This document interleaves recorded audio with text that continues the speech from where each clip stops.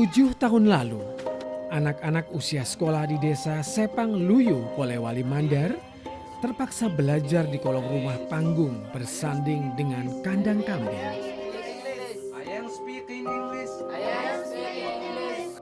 Sekolah kolong rumah, demikian warga menyebutnya. Walau penuh keterbatasan, tapi lihat, anak-anak ini begitu bersemangat belajar. Seperti anak-anak lainnya yang sekolah di gedung dengan permanen. Seorang pemuda Muhammad Hamanur yang lebih dikenal dengan panggilan Hamka adalah tokoh di balik semangat belajar anak-anak ini. Ya, cita-cita saya adalah bagaimana semua daerah-daerah terpencil itu bisa ada sekolah, bisa semua berpengetahuan, bisa semua berpendidikan layaknya orang-orang yang tinggal di kota. Sebelum ada sekolah rumah kolong, jumlah anak-anak yang bersekolah bisa dihitung dengan jari. Sekolah masih dianggap barang mahal. Banyak orang tua yang belum memiliki kesadaran pentingnya pendidikan untuk anak-anaknya.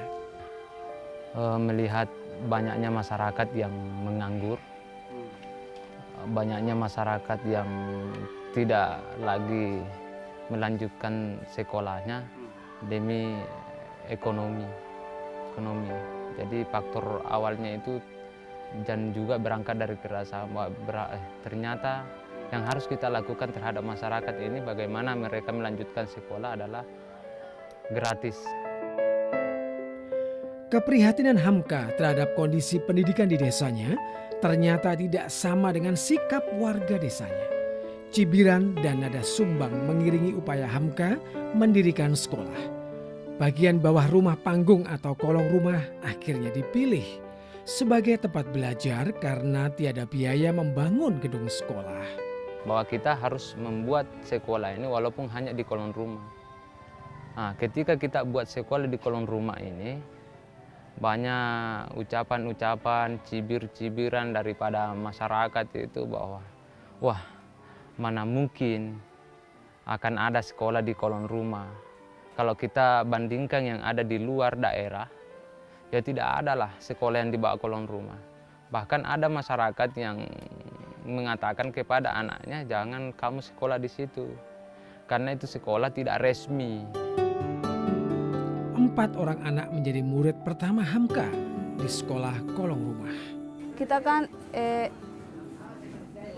tidak bisa sekolah karena kita tidak punya biaya. Makanya Ustadz Hamka membangun sekolah ini dengan cara gratis. Selain itu Dikasih selain itu juga kita dikasih pelajaran seragam sekolah. Banyak sekali yang dikasih oleh Pak Hamka. Di sini ada sekolah terbuka, sekolah baru terbuka. Akan tetapi kondisi belajarnya itu beda. Nah itu belajar di bawah kolong. Akan tetapi insya Allah kedepannya akan dibikinkan gedung. Jadi kami ikut sekolah di sini, kami mendaftar diterima tanpa ada pembayaran atau pemungutan biaya. Kami diterima meskipun pada awalnya cuman pakai baju kaos atau celana kain. Kami belajar dengan satu buah buku, sebuah pulpen. Kami tetap saja belajar meskipun buku kami itu bercampur-campur.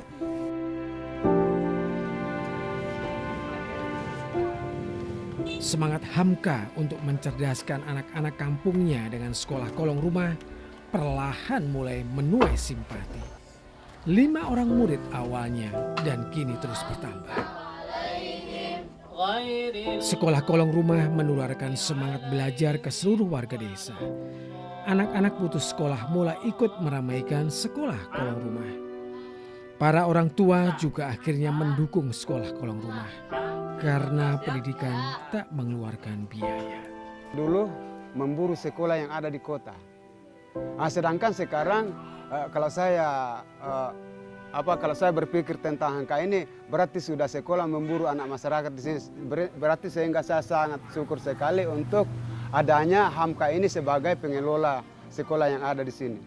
Dia adalah itu pejuang kemanusiaan karena dia telah bisa menangkap masalah yang dihadapi daerahnya kaitannya dengan keterbelakangan pendidikan.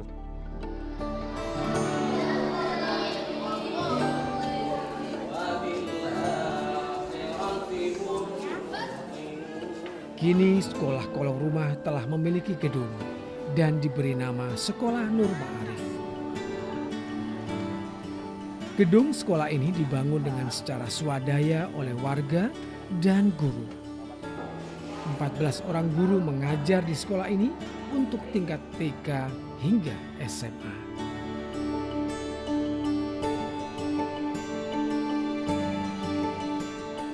Walau begitu, semangat belajar anak-anak ini tetap sama. Sekolah di kolong rumah ataupun di gedung megah tidak masalah. Karena Hamka telah menanamkan semangat perubahan. Pendidikan yang mencerdaskan untuk meraih masa depan. Ya, cita-cita saya adalah bagaimana semua daerah-daerah terpencil itu bisa ada sekolah, bisa semua berpengetahuan, bisa semua berpendidikan layaknya orang-orang yang tinggal di kota.